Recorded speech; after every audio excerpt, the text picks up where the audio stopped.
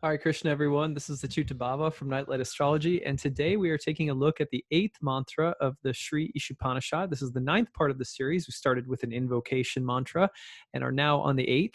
If you have not done it already, I encourage you to start from the very beginning of this series and work your way through them one by one. Each mantra sort of builds on the next.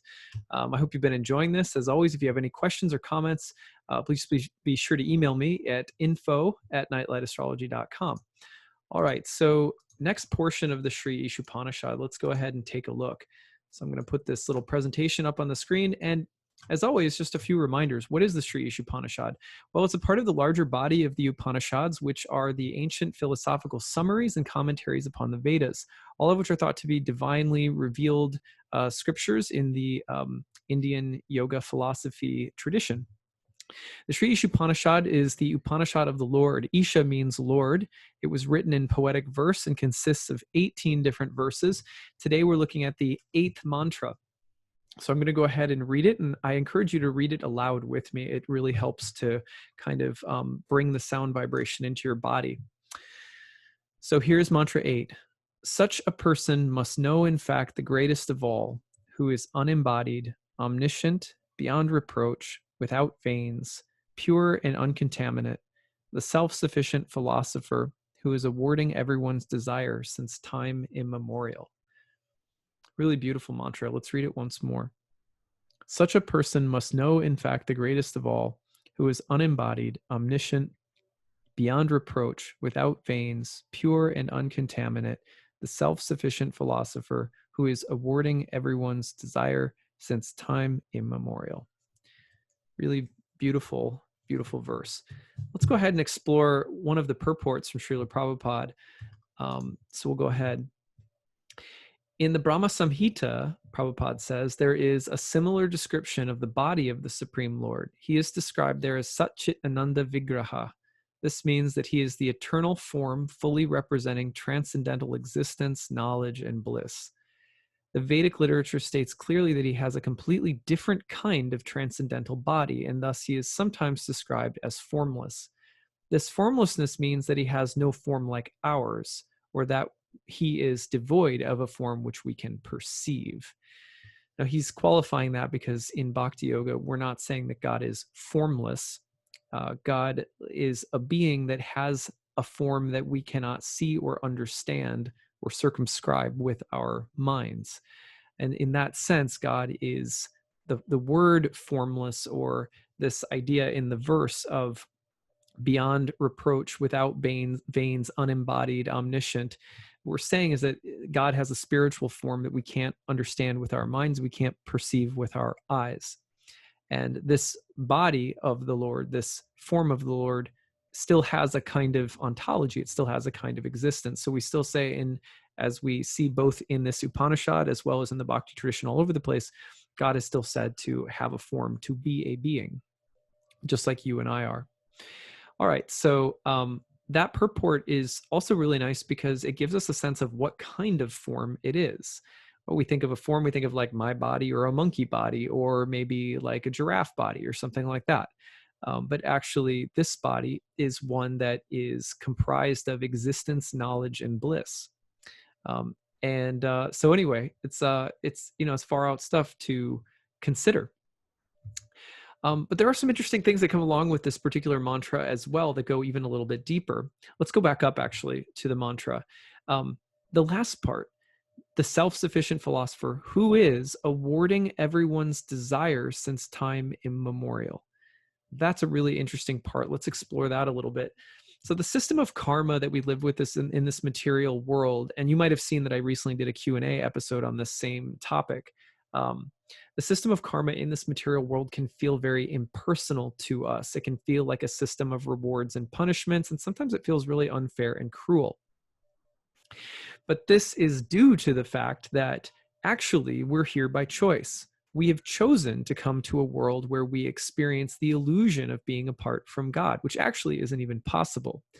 So in this sense, the fact that this world exists, that we can explore the temporary illusion of being separate from God, is inherently merciful. It's inherently respecting our freedom and providing us with a beautiful kind of universe, even though ultimately we can't find what we're looking for here. It's still the handiwork of God, and it is God saying, you want to try to be separate from me, I'll honor that, and I'll give you a place to go explore that desire. Since it's an impossible, you can't fulfill what you're looking for outside of me because you and me are eternally connected, then, that attempt may be painful, but I'm going to facilitate and respect your free will. So this is the meaning of the verse when it says that God has been fulfilling everyone's desire from time immemorial. In fact, karma, the world of karma that we're in, is said to be anadi, which means without beginning. It's a realm. It's an eternal realm. It's an eternal part of God. So, however, because this world is rooted in the darkness of illusion, the illusion that we can be separate from God when we can't, all of our attempts to find happiness here are permeated by suffering. All of the good stuff and all of the bad stuff is ultimately permeated by frustration, by illusion, by the impossibility of trying to seek something other than God, outside of God. Because we're ignoring God in this world, we feel ignored. Because we are mad at God, because everything feels unjust, we feel the presence of an angry God, or we experience injustice. But those things that are things that we are projecting onto God, and they are rooted in our choice to have an experience of life other than God. And that's what happens when we get rooted in our ego consciousness and our attempt to, live in a world apart from tending the fire of our spirit soul and its connection to source. It's only when we freely choose to turn our heart and soul back to the transcendental personality of God that the impersonal laws of cause and effect are nullified by grace. In other words, we start to feel that reality is personal and saturated with love and harmony and beauty and bliss. We start to see God's transcendental body spread throughout all things. And from the standpoint of Bhakti Yoga, we also, at that point, by practicing Bhakti Yoga, engaging the soul and turning back to God, that we start to see God in everything and feel the love of God spread throughout everything. And grace and mercy comes in, and it's no longer an impersonal system that feels heavy and judgy. Whether good things or bad things are happening, the lover of God only sees God. And that's how the enlightenment process, you could say, in Bhakti Yoga takes place. We are enlightened through devotion and love. So there's a couple of verses that go along nicely with this mantra from the Bhagavad Gita and the Srimad Bhagavatam, which you guys know I like to include by this point in the series. The Gita in the 12th chapter, my favorite chapter of the Gita, says, "One who neither grasps pleasure or grief, who neither laments nor desires, and who renounces both auspicious and auspicious things, is very dear to me." Isn't that interesting? That when we let go of grasping at pleasure or holding on to grief, when we lament or we desire, when we renounce both the good stuff and the bad stuff as the be-all end-all, when we do that, it's because inherently we are moving toward the God consciousness. And when we move toward Krishna, then Krishna moves towards us.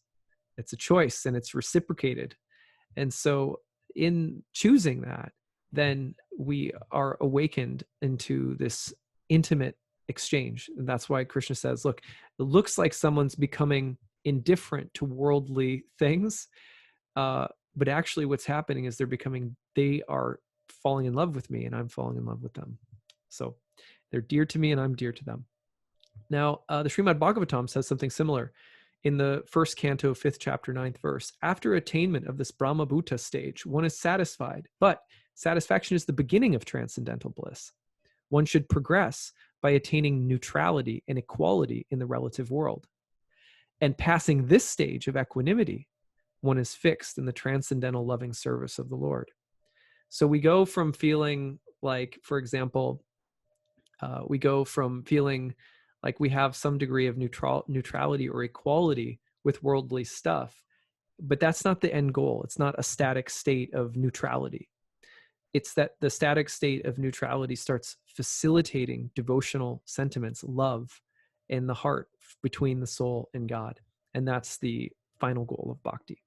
So now I love speaking with enthusiasm about these things, but I have to remind myself that my enthusiasm does not match my, my taste or my realization or anything like that. So, this all that you are getting in this series and these talks are just little sparks that I've picked up from my guru and my teachers and other, saintly people that I feel like, live and illuminate these truths in the way that they live their life. So I hope that you've been enjoying this series.